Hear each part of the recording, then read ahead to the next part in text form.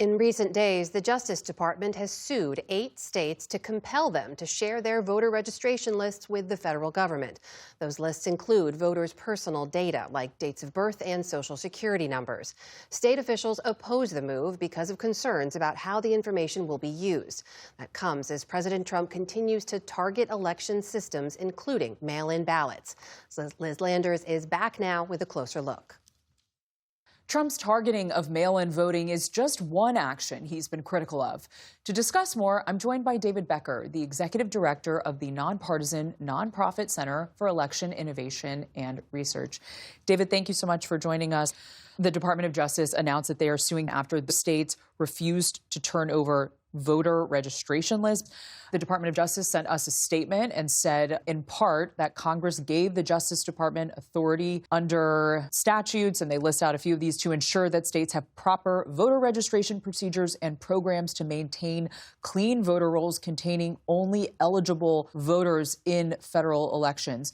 Do the states have the ability to refuse to send this information over? So first of all, the National Voter Registration Act and the Help America Vote Act, which are two of the statutes that they cite, do in fact require and authorize the states to engage in list maintenance, voter list maintenance, to keep their voter lists up to date. But those responsibilities reside with the states and the states alone. What the Justice Department can do, and I know this because I worked for 7 years as a lawyer in the Justice Department enforcing these statutes, is they can say to states, you have to have a program that does these things, that removes voters who have died, removes voters who have moved away, but it doesn't enable the Justice Department to seize that authority from the states and do it for the states when they don't want to. Another big factor here is that a lot of this data is highly sensitive. Data like driver's license numbers, social security numbers, and dates of birth, which are the holy trinity of identity theft.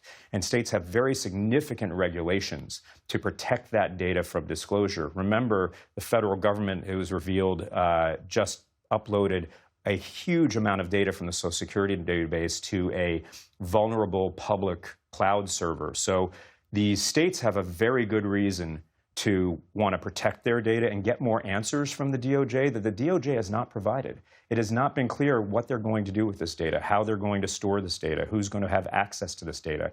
In a separate action that the Department of Justice is taking, they sent a request back in August to access voting machines, specifically Dominion voting systems that were used in the 2020 election in 2 counties in Missouri. Neither of these county election officials have complied to turn over these voting machines. Does the Department of Justice have input on voting machines and maintaining the actual physical infrastructure for voting? With rare exception, the DOJ has absolutely no authority over voting machines. They might have some authority to ensure that the voting process is accessible to, for instance, people with disabilities or people who don't speak English very well. That's in the Voting Rights Act. But in general, they have no authority to seize or inspect voting machines in any way. And the way that this was done in states like Missouri, there's also allegations this was done in Colorado, is it appears they went through some kind of third party to try to twist arms with local election officials and get access to those devices. It's even